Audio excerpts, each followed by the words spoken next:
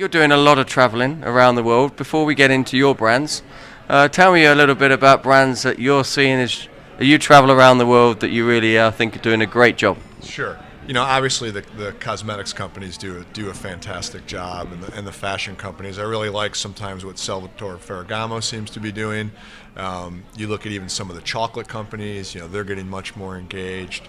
From an alcohol standpoint, obviously, Diageo and Johnny Walker are, they're in the Premier League here, and they're great to watch what they do, and they're a good competitor to try to set the benchmark to go after and get. So let's talk a little bit about Brown-Forman. We've got some of your great brands sat behind us on the barrel. Tell us what are the things you're doing that are most exciting you at this moment in time? Yeah, for us, it's really exciting to see both the luxury aspect of the whiskey world and American whiskey's growing so much. So our brands like Sinatra, Tennessee Gold, which recently came out, which is at about $100 price point. But at the same time, the mother brand, Jack Daniel's Tennessee Whiskey, performing tremendously. Our honey flavor extension performing fantastically. And now in the U.S., we're testing a cinnamon flavored Jack Daniel's, which is doing very, very well. So it's exciting to see both at the high end and the luxury segment, and both the traditional Jack Daniel's premium whiskey doing really well. Great. And honey's been a sensation for you. I've seen it around my travels, and lots of sampling, lots of engagement. Tell us a little bit about some of the programs that you've run on that. Yeah, honey is very much a experiential tasting opportunity, and what's great for the brand is that it's bringing in consumers who wouldn't normally have been a Jack Daniel consumer. So necessarily someone who wasn't totally a whiskey consumer, a very large number of female consumers are coming into the brand via honey. So that's been a fantastic benefit for us. And not too many brands in the world have the benefit of having been drunk by the greatest singer of all time, Frank Sinatra. I'm not about to start singing My Way, so we're okay. I've seen that. I've seen you do that. Sinatra Select. Tell me a little bit about where you're positioning that and the type of traveler that you're targeting with that product. Sure. I mean, that's a $150 to $170 bottle of whiskey, depending on where you are. It's very much the premium traveler. It's a different type of whiskey process. So it's the first time Jack Daniel's has had a different production process than in the past. So the barrels for Sinatra are different than the barrels for traditional Jack Daniel's. We call them Sinatra barrels, and they're grooved. They're rifled, and that gives the whiskey more time to impact with the wood. So it's a much more deeper flavor. Gets closer to a single malt, and the price point's closer to a single malt, and it really allows us to play at that super premium, ultra deluxe premium level. And we're excited that next year is Frank Sinatra's anniversary of his 100th birth. So we'll be doing a lot with Sinatra around the 100th birthday of Frank Sinatra. Sounds exciting. And within your activity, are you doing much now in the digital activation space and in any social and mobile media?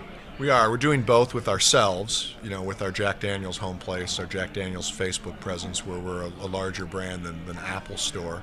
And we've got, I don't know the exact number, we have tens of millions of Facebook fans. But we're also working on things market by market, both domestic market and travel retail, and how we combine the two. And then where we can work with the retailer and work with their digital presence, we're also doing that as well. So we're both doing it on our own and in partnership with some of the retailers.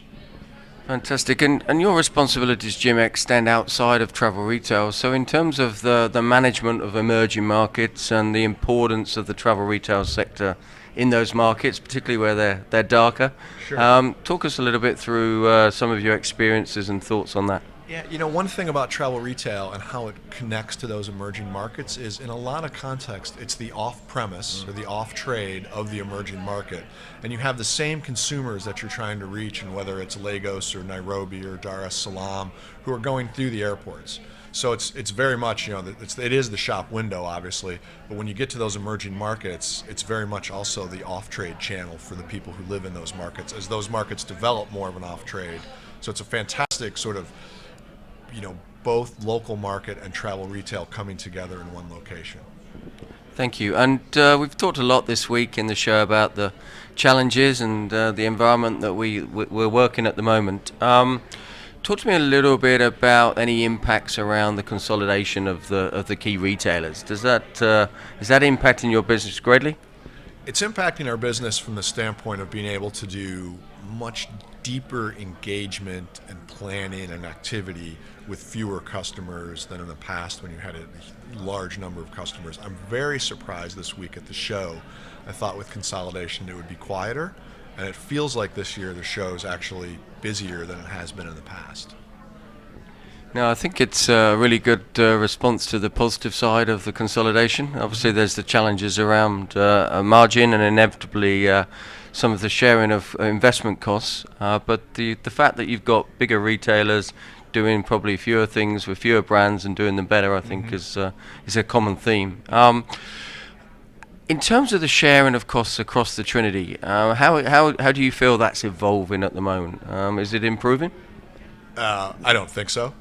I think we still have a situation where we have a Trinity in theory, and we don't really have the airports stepping up, and we have the airports still expecting, huge minimal annual guarantees, which leads to a whole host of overbidding activity, and then you have issues then with the sustainability of the business. I've talked about before, when you look at it on a corporate-wide basis, travel retail is never one of the most profitable, on a per liquid case basis.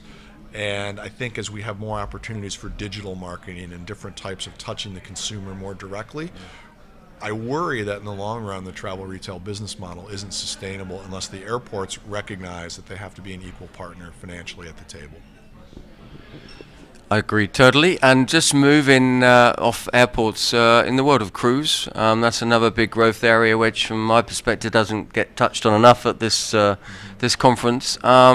You're seeing good success in the cruise world at the moment on your brands? We are. We've put a new focus on the cruise world in the last couple of years. We have a dedicated manager now who's based in Miami who's working on the cruise ship business, which is new to us. It's kind of a bit of a new world to us, and we're actually very much following what your former employer Bacardi was doing. We're learning a lot from them, and it's been a good activity for us, and it's been a new area of business for us. And finally, Jim, as you look to the next 12 months, what do you see as your greatest challenges or opportunities over the next 12-month period? Yeah, from the challenge standpoint, I think it's the world economy, the world political situation. I don't think it's a secret that many of us are having issues in Eastern Europe with the ruble devaluing and the sanctions, and hopefully that stabilizes and gets better. Also, the Chinese consumer traveling more with the austerity measures, hopefully that gets a little bit better and the Chinese start buying a little bit more. From the opportunity segment, I think any of us that are in the whiskey world, and particularly in the American whiskey world, the opportunity is a little bit right now, the sky's the limit. Jim Perry, it sounds like a very exciting next 12 months, and it's fantastic to see you here in Cannes. Thank you very much for your time. Good seeing you.